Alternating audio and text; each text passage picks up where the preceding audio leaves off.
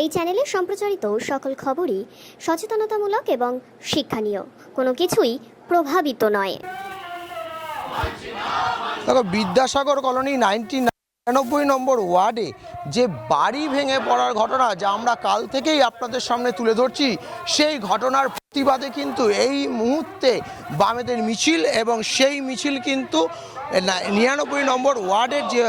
তৃণমূল কংগ্রেসের party office তার সামনে থেকে কিন্তু যাচ্ছে, এবং তারা একটি সভা অর্গানাইজ করছে 99 নম্বর ওয়ার্ডে। মিছিলে রয়েছেন বামফ্রন্ট নেতা কল্লোল মজুমদার, রয়েছেন সৃজন ভট্টাচার্যের মতন, এবং এলাকায় অন্য বামপন্থী সমর্থক দরদিরা। এই যে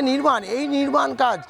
যে জমির উপরে করা হচ্ছে তার জলা জমি বলে বলছেন বামফ্রন্ট নেতৃত্বরা, এবং শুধু তাই নয়, এবং এই নির্মাণে অবিলম্বে ব্যবস্থা নিতে হবে এবং কাউন্সিলর এবং বিধায়কের বিরুদ্ধে ব্যবস্থা নেওয়ার জন্যই কিন্তু এই মুহূর্তে এই মিছিল 99 নম্বর ওয়ার্ড অর্থাৎ বিদ্যাসাগর কলোনি দিয়ে কিন্তু এই মুহূর্তে বেরিয়েছে, এবং সকালেও কিন্তু এই একই রকম কিন্তু বামেরা প্রতিবাদ করেছিল, এবং এখনও সেই প্রতিবাদের কিন্তু মিছিল এই মুহূর্তে আমরা দেখতে পাচ্ছি, এবং এই মিছিল বেরিয়েছে রয়েছেন এই মুহূর্তে এখানে কলকাতা জেলা কমিটির সম্পাদক কল্লোল মজুমদার, মিছিলে রয়েছেন সৃজন ভট্টাচার্য, এসএফআই সর্বভারতীয় নেতৃত্ব এবং এলাকার লোকসভা ভোটের প্রার্থী হয়েছিলেন সৃজন ভট্টাচার্য। এই নির্মাণ কাজ নিয়ে কিন্তু প্রশ্ন চলেছে কাউন্সিলর এবং বিধায়কের দিকে বামেরা, এবং সেই প্রশ্নের উত্তর চাইতেই কিন্তু এই মিছিল, এবং এই মিছিল কিন্তু 99 নম্বর ওয়ার্ডের একাধিক জায়গা এই মুহূর্তে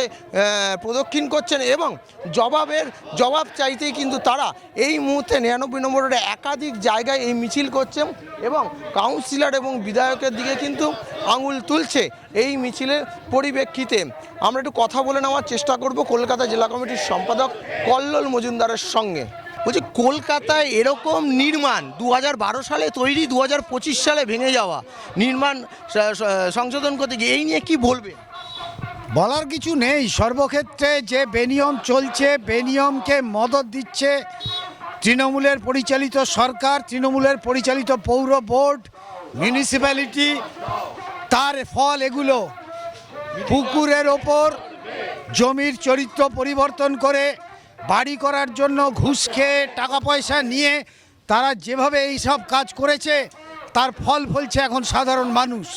তার ফল ফলছে যারা নির্মাণ করেছেন তারা। তাহলে এই যে নির্মাণ কাজে যে ভেঙে পড়লো, তাই নিয়ে আপনারা কি পুলিশের দ্বারস্থ হচ্ছেন বা এফআইআর করছেন? আমরা আইনের সমস্ত পথেই যাব, কিন্তু তার আগে আমরা এখন দাবি করতে চাই যে এটা সরকারের দায়িত্ব। সরকার জনগণের, নাগরিকদের নিরাপত্তা বজায় রাখার জন্য অজস্র আইন আছে, অজস্র ট্রাইব্যুনাল আছে, অজস্র কোর্ট আছে। সেখানে সরকার এই ব্যবস্থা যদি না করে, তাহলে শুধু আমরা এই একটা ঘটনা নিয়ে যাব তা না, সরকারের অকর্মণ্যতার বিরুদ্ধে, মিউনিসিপ্যাল বোর্ডের, কর্পোরেশনের অকর্মণ্যতার বিরুদ্ধে আমাদের যা করণীয় তা সবই আমরা করব। আমরা কথা বলে নিলাম কলকাতা জেলা কমিটির সম্পাদক কল্লোল মজুমদারের সঙ্গে, এবং শুধু তাই নয়, 99 নম্বর ওয়ার্ড না, কলকাতার বিভিন্ন জায়গাতে এইভাবে বেআইনি বাড়ি নির্মাণের ক্ষেত্রে বামেরা কিন্তু এর আগেও রাস্তায় নামতে দেখা গেছে, আর এখনও এই বিদ্যাসাগর কলোনির ঘটনা নিয়ে কিন্তু এই মুহূর্তে বামেদের মিছিল এবং এদের প্রতিবাদ, এবং এই প্রতিবাদ থেকে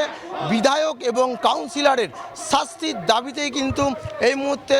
সরাসরি সেই সম্প্রচারই আমরা তুলে ধরছি বামেদের মিছিল।